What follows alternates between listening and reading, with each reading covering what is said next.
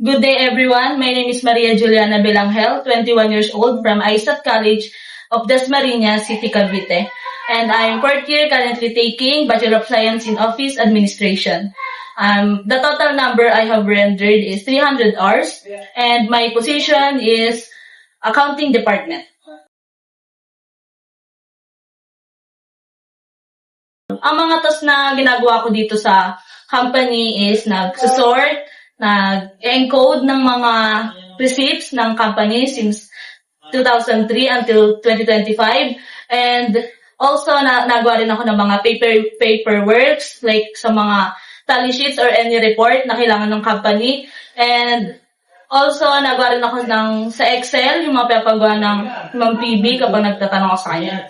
Nakakatulong siya sa pagiging, sa course ko na office ad kasi parang nadadagdagan yung knowledge ko na kapag napunta ako pag nagtrabaho na ako balang araw, magkakaroon ako ng knowledge kung ano yung mga kailangan ko kasi natutunan ko na siya dito sa KPMC. Ang natutunan ko talaga na lesson dito is, if sa work, parang natuto ako gumamit ng mga Excel, Microsoft, ganyan. Parang mas nadagdagan yung knowledge ko sa school, ng mga natutunan ko na yun dito. Tapos, ang ko, if for everyone, yung yung pagiging, yung sa teamwork, kasi hindi mo na magagawa ng mag-isa yung mga tasks na pinapagawa sa'yo. Tapos yung sa time management talaga, parang hindi ka kailangan palagi mong isipin na matapos yung task ng ngayong araw kaysa isipin mo siya kinabukasan. Ang message ko sa DPMC, thank you po kasi tinanggap niyo ako na maging intern dito sa company niyo. Thank you sa tiwala na magagawa kayong mga tasks na bababa dito. Thank you kay Sir Robin, sa supervisor namin.